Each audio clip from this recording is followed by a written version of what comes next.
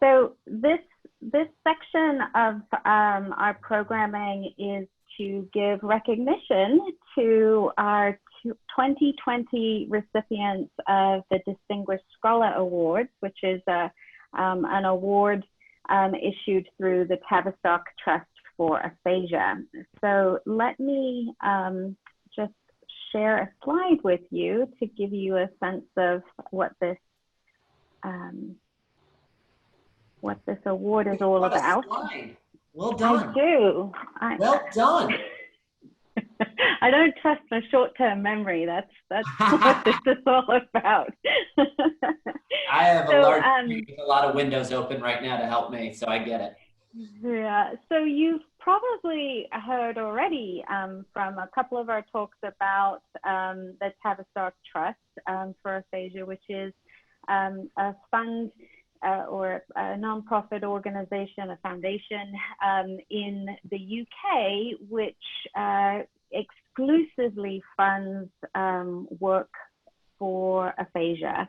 And for now 2 years, they have awarded a Distinguished Scholar Award in collaboration with Aphasia Access to recognize academic excellence. So I have here a few of the key points that are considered when trying to decide on the recipients of this award. So excellence in research and publications dedicated to improving life with aphasia, mentoring of research students, training of future clinicians, and working to improve external grant funding that addresses the needs. So I'm so excited to congratulate this year's 2020 recipients, Dr. Jessica Richardson, Dr. Jan Mazeko, Dr. Will Evans, and Dr. Brent Archer. So we're hoping you'll join us in a congratulations to these deserving recipients, and that they can take a few minutes right now just to give us a snapshot of the exciting work that they're doing. I'll stop sharing so we can see. So Jessica, would you like to start? Could you give us a synopsis on your work? Sure. The synopsises, is that a word? We can make up words, right? We're English pathologists. They should all be very interesting for all of us because when you look at our work, we're all into a couple of pockets of different things. So, so again, thank you for this time and for this acknowledgement. And of course, thanks to Tavistock for this award.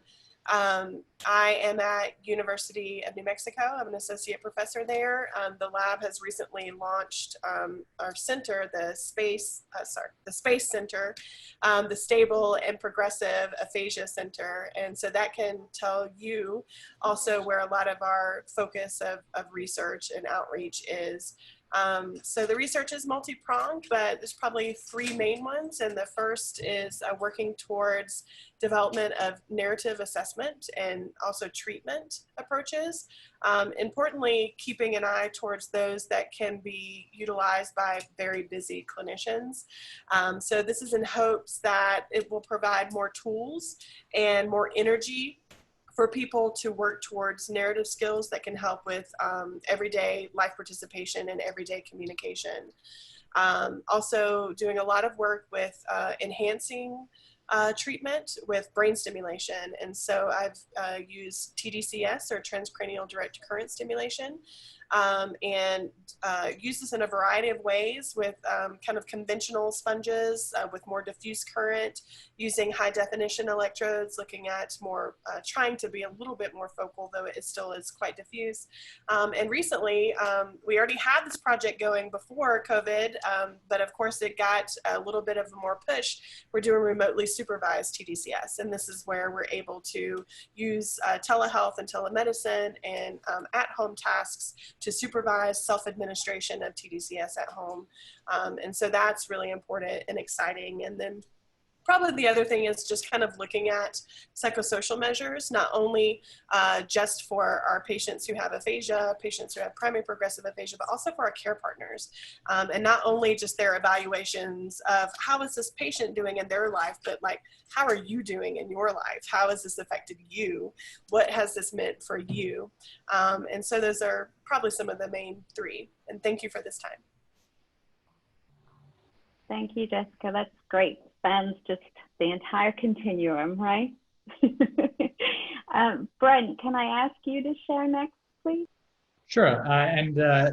Thank you for giving us this opportunity. I think the idea of having this kind of teaching online is wonderful. I think it makes it really accessible to everybody who has an internet connection.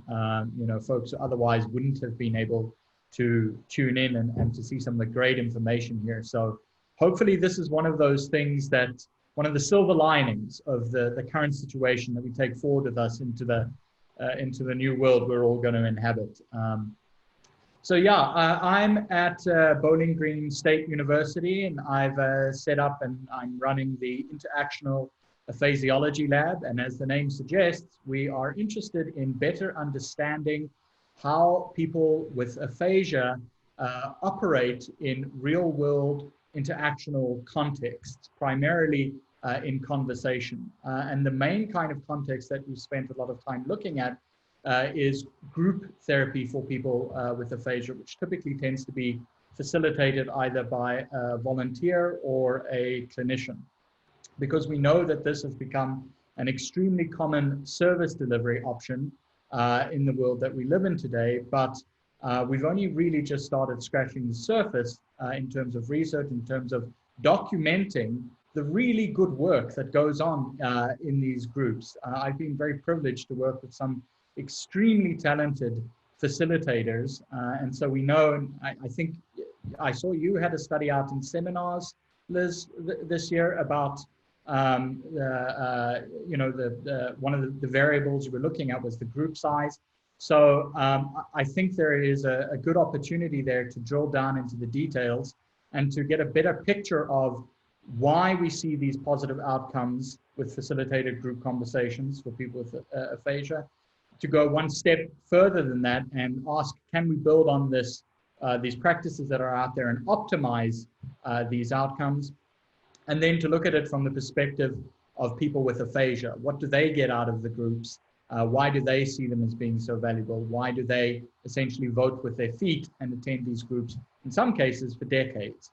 So as I say, it is an extremely common kind of practice, and that's one of the things we're trying to do in the lab, is to focus a little bit more and get this information out there.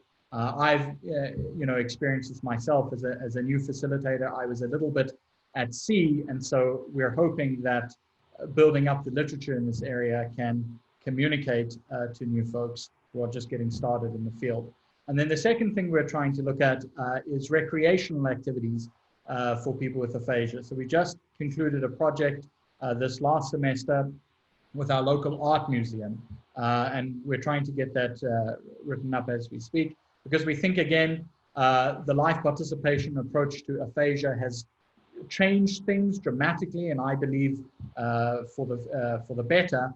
One of the areas where we have some work to do in applying the philosophies from LPAA is in recreational opportunities for people with aphasia. And so we did a project where we trained docents to deliver aphasia-friendly tours, and we got some data from the people with aphasia who attended the tours. And so that's another area that we're hoping to build on in the future. So those are kind of the two main things that we're looking at the moment. Great. That's where we're at. Thank you, Brett. That's exciting work. All right, Will, would you mind sharing a little bit about your project? Absolutely. So I'm Will Evans. So I'm an assistant professor at the University of Pittsburgh and an affiliated researcher at the Pittsburgh VA Pirate Intensive Aphasia Program. And so my main research interests The first one is in what I call adaptation deficits. So when aphasia's happened and affects the language system, there's all this extra layers of things going on about how well somebody understands how to respond and makes best use of the system as it exists. And so I'm really interested in that from a couple different directions. One is about whether or not somebody knows how much time to give themselves. So are you going to be frustrated trying to kind of come up with that word forever versus let it go, try an alternative strategy? Some people are really impulsive, will make a lot more errors. And so I use computational modeling to try to find those sweet spots for individuals. Yeah, work is ongoing. I'll keep you posted. Another place where I'm really interested in this idea of an adaptation deficit is in the psychosocial domain. And so if somebody is brave and fearless and resilient and able to deal with that discomfort of trying to communicate with somebody who doesn't exactly understand what they need from the start, their experience living with aphasia is entirely different versus the very natural response that I'd probably have, which is shrinking in, really having a difficulty with that distress. And so we're trying to develop and adapt existing counseling approaches, try to bring them closer inside to what speech language pathology practice does, and really build an evidence base behind that. But the current project that I'm most excited about is something called Aphasia Games for Health. And so this really ties in with what Brent was talking about with recreation, what Nina was talking about earlier in terms of really helping people maintain friendships and fight social isolation. And so my team and I last year came in as finalists for something called the PIT Innovation Challenge. We were supposed to propose some sort of bold new healthcare solution. And what we pitched was making aphasia games for health. The basic idea was to bring together, and we're just starting actually this month. We'll have some big announcements next week, hopefully still in June. If you're interested in checking out the project, we have a website up called aphasiagamesforhealth.com. But the idea is to bring everybody to the table. So the aphasia community, we're working with Aphasia Recovery Connection. We have rehab specialists who think a lot about mechanisms in aphasia research. And we have professional game designers who are really creative at creating all sorts of different types of games.